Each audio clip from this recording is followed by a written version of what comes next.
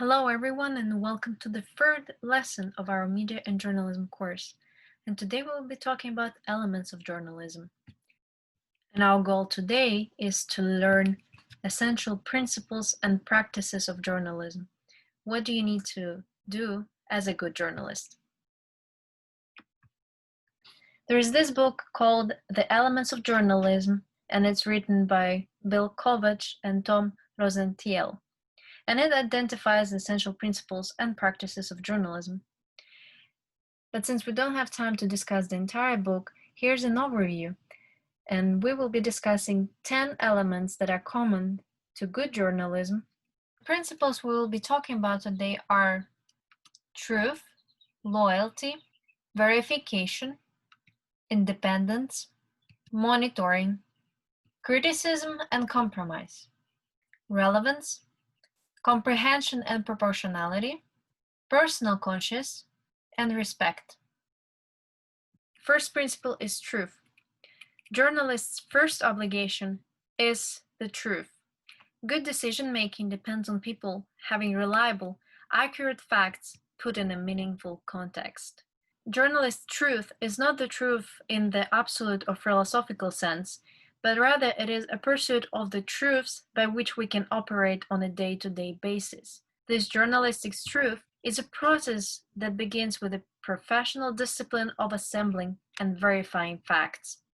Journalists should be as transparent as possible about their sources and methods so that the audience can make their own assessments of the information. The second principle is loyalty. Journalists' first loyalty is to the citizens, meaning that journalists have to be loyal to the public, to their readers. Journalists, and it doesn't matter if it's a media corporation or a blogger with his own personal beliefs and priorities, they all must show an ultimate loyalty to its citizens. They must strive to put the public interest in the truth above their own self-interest and assumptions. This loyalty or commitment to citizen is an implied covenant with the audience and a foundation of the journalistic business model.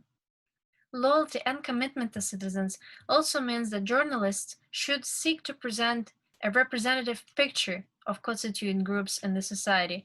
That means that journalists cannot ignore certain groups of citizens because it will have negative influence on their reputation. People will stop trusting them because they will see that they are not as objective as they should be.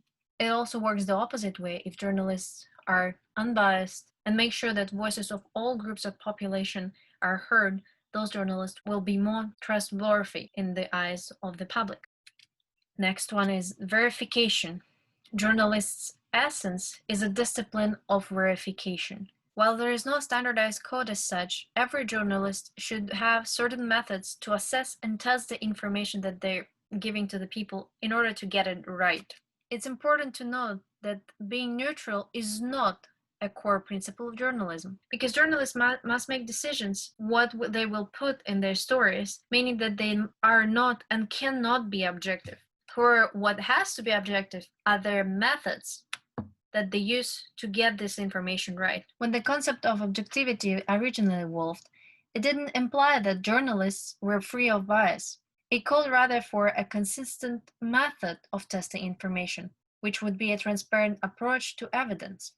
And this method is objective and not the journalist. That's why it is important that journalists seek out multiple witnesses and disclose as much as possible about their sources and ask various sides for comments in order to provide a full picture of the story. This discipline of verification is what separates journalism from other forms of communication such as propaganda, advertising, fiction, or entertainment.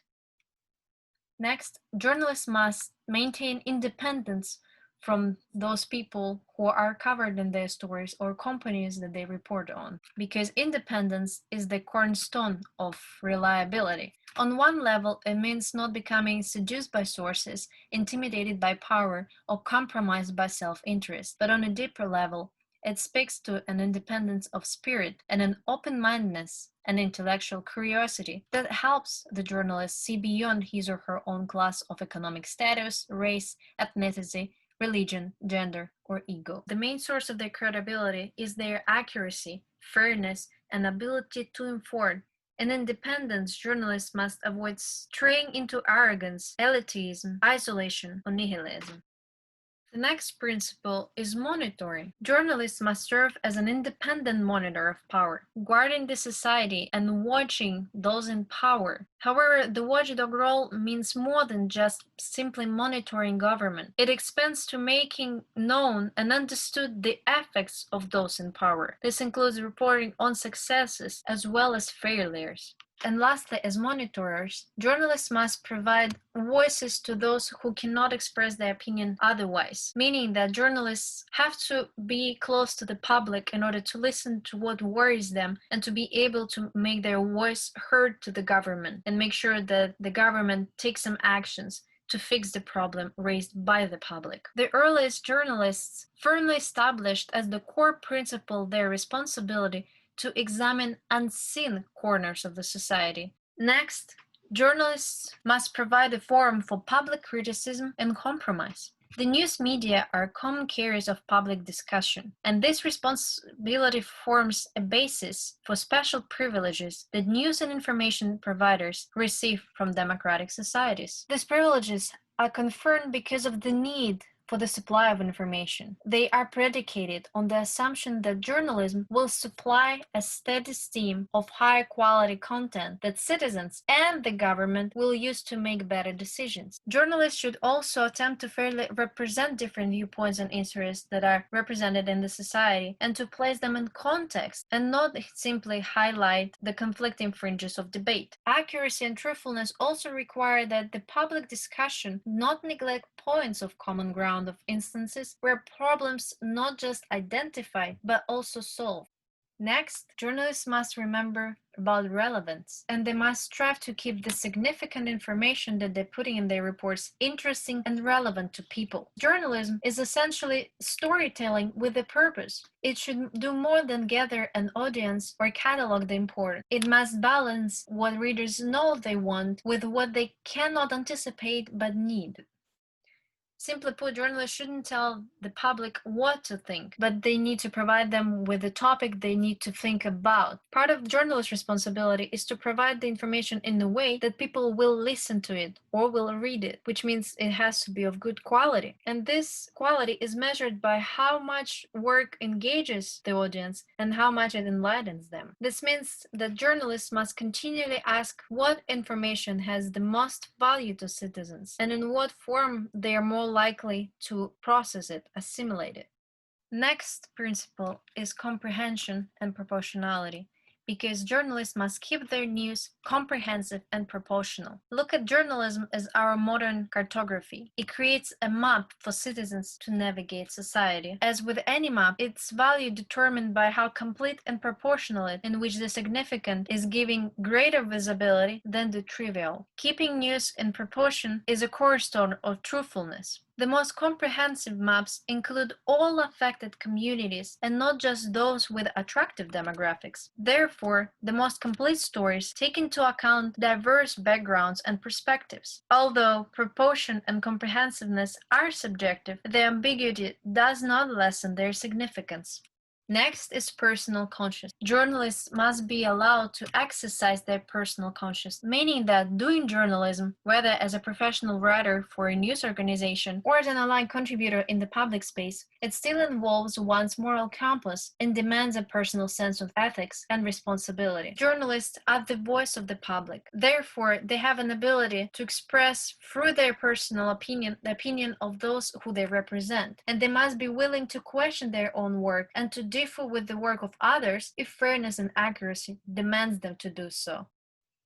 Lastly, journalists must remember about respect because citizens too have rights and responsibilities when it comes to news. The average person now, more than ever, works like journalists, writing a blog entry, commenting on social media sites, sending a tweet, or even liking somebody's picture or post involves this shorthand version of journalistic process. One comes across information, decides whether or not it is believable, assesses its strengths and weaknesses, determines if it has value to others, and then decides decides what to ignore and what to pass on. Though this process may take only a few moments, it's essentially what reporters do, meaning that individual is now his or her own circulation manager and editor. Modern journalists are no longer gatekeepers who decide what the public should and shouldn't know. Therefore, to be relevant, journalists must now verify information the consumers already have or likely to find out, and then help them make sense of what it means and how they might use it. Therefore, journalistic new responsibility is to provide citizens with the tools they need to extract those knowledges for themselves. This will help general public to sort the information that will be useful for them from rumors, propaganda, and gossip.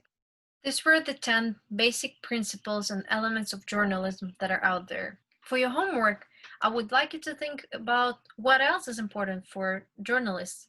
What else do you need to know or have to be successful in the professional journalism? Some skills, qualities? Think about it, and we'll discuss it when we meet in class.